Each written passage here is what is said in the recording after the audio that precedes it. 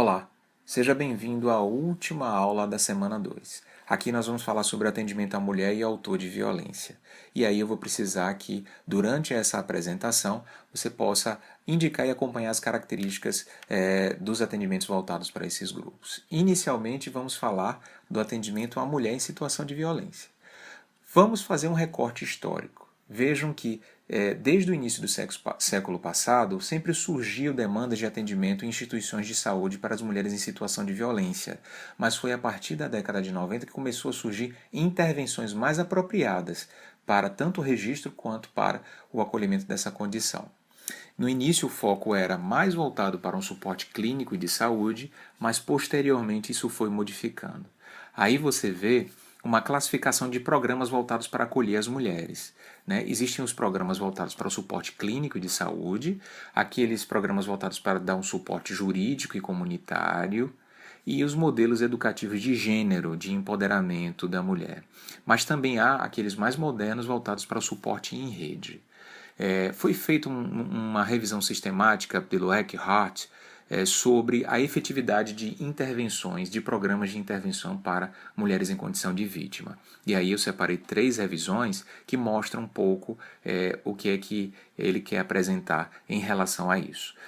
Num primeiro estudo do Abel, de 2000 foi observado que havia uma ênfase sobremaneira no suporte clínico de saúde terapêutico para as mulheres em situação de violência, que era mais voltado para a questão das instituições de saúde, etc.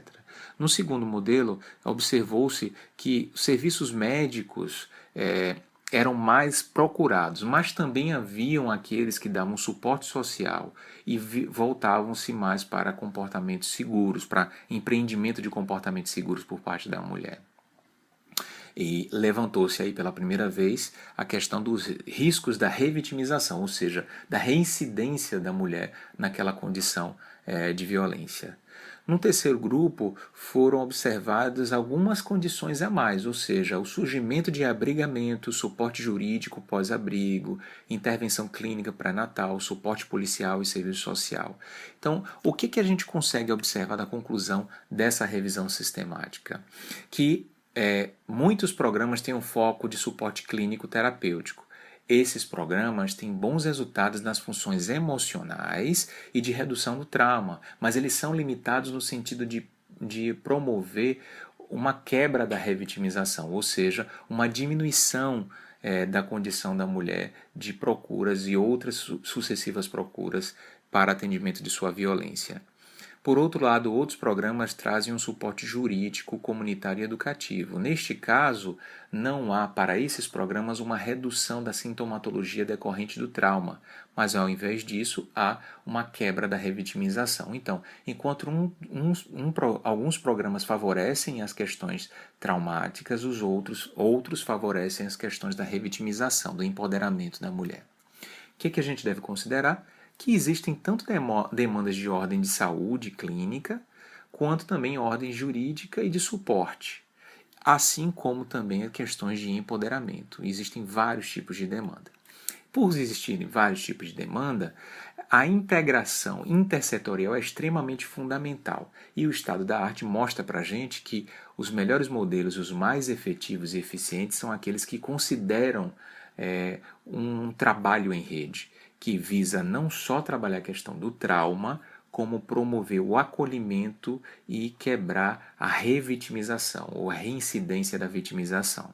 Então, para se promover um programa assim, nós temos que levar em consideração a necessidade de acolhimento de saúde psicossocial, a necessidade de se ter um suporte educativo, jurídico, financeiro e social e de abrigo, e também a necessidade de se discutir questões de gênero ou de empoderamento. Por outro lado, nós temos o atendimento voltados para o autor da violência doméstica. Nesses casos, num recorte histórico, observamos que foi na década de 70 que começaram a surgir as primeiras iniciativas na América do Norte. Programas como o Emerge, o Amend, o Duluth foram os primeiros programas e todos eles voltados para as questões de discussão de gênero. Só que nos últimos 30 anos começa a surgir, principalmente a partir das autoridades judiciárias, a necessidade de avaliar a eficácia desses programas. Então começaram a surgir propostas de modelos baseados em evidência. nós vemos aí uma classificação desses programas. Alguns programas podem ser classificados como socioculturais, ou seja, com ênfase na educação de gênero, outros com viés cognitivo-comportamental, voltados mais para a aprendizagem social ou aprendizagem vicariante de Albert Bandura, outros voltados mais para os aspectos psicopatológicos ou de alteração do comportamento em modelos psicodinâmicos, outros modelos sistêmicos, as teorias relacionais de interação social, e por último, aqueles mais modernos são os modelos integrativos. Em uma revisão sistemática foram levantados aí alguns estudos tradicionais e os modelos mais recentes alternativos. E os resultados nos mostraram, numa primeira impressão, que a intervenção tradicional tem resultados equivocados. Eles tendem a reduzir, porém, por outro lado, os riscos de violência doméstica. Ou seja, apesar de que não é tão eficiente quanto se postula, as intervenções tradicionais pautadas apenas em gênero tende a diminuir o risco de violência, mas não erradica. É muito frequente haver reincidência de alguns casos de protocolos que têm ênfase apenas nas questões de gênero. Por outro lado, temos modelos integrativos para atendimento de perpetradores. Esses modelos eles têm resultados bastante promissores. E sendo assim, nós temos que levar em consideração algumas limitações de programas que são puristas, ou seja, que têm um único viés de abordagem. Aqueles socioculturais baseados em gêneros limitam-se porque eles não trabalham fatores relacionados a outras explicações da violência doméstica, como, por exemplo, a explicação da cultura, do comportamento social, da aprendizagem social. Os tratamentos com viés unicamente cognitivo-comportamental é limitado porque ele não leva em consideração a questão da desigualdade de gênero, mas apenas elementos intrínsecos e de aprendizagem social. Os psicodinâmicos eles se limitam porque eles apenas levam em consideração aspectos individualizantes, clínicos, psicopatológicos, e não levam em consideração, em sobremaneira, a questão da desigualdade de gênero também. Já os sistêmicos eles têm uma explicação de parâmetro relacional, o que não implica necessariamente na modificação do comportamento. Então, todos esses isoladamente parecem apresentar determinadas limitações. Então, o que a gente tem que considerar? Que para o autor da violência doméstica, para atender esse público, temos que promover o acolhimento, temos que promover uma educação e promover uma mudança comportamental. Esses eixos são extremamente importantes para a intervenção. Sendo assim, o estado da arte nos mostra que os modelos integrativos são extremamente importantes. Temos que trazer o centro no apego, a necessidade do afeto e da troca afetiva. Temos que trazer soluções que visem resoluções de problemas, de conflitos interpessoais e de reestruturação de valores de gênero. Temos que trazer uma proposta que tenha uma incorporação de motivações e de processos de mudança. Temos que trazer elementos centrados nas forças do indivíduo, ou seja, numa psicologia positiva, naquilo que ele pode ter de melhor, no alicerce mais positivo que ele tem. E temos que também trazer questões relacionadas a uma justiça restaurativa e não punitiva, assim como seria extremamente importante levar em consideração os modelos baseados em evidências, ou seja, avaliar a eficácia permanente desses programas. No Brasil, nós temos algumas experiências de grupos reflexivos voltados para autores de violência doméstica. Vamos apresentar para vocês agora um mapeamento que foi feito recentemente em 2013, né, e pelo Barim, que leva em consideração o número de casos que efetivamente, de grupos que efetivamente, grupos ou propostas individuais que foram conduzidas no Brasil. Então, foram relacionados aí 25 programas, sendo que desses 19 responderam às demandas da pesquisa do Barim. Foram várias unidades da federação, sendo que a maior parte dos programas concentraram-se no estado de São Paulo. Nós vemos aí alguns gráficos que mostram um pouco o funcionamento desses programas. Inicialmente, a data de início da maioria desses programas se deu entre 99 e 2012, sendo que 21% se concentrou de 99 a 2002, 36% de 2003 a 2011 e 31% começaram a surgir de 2012 para cá.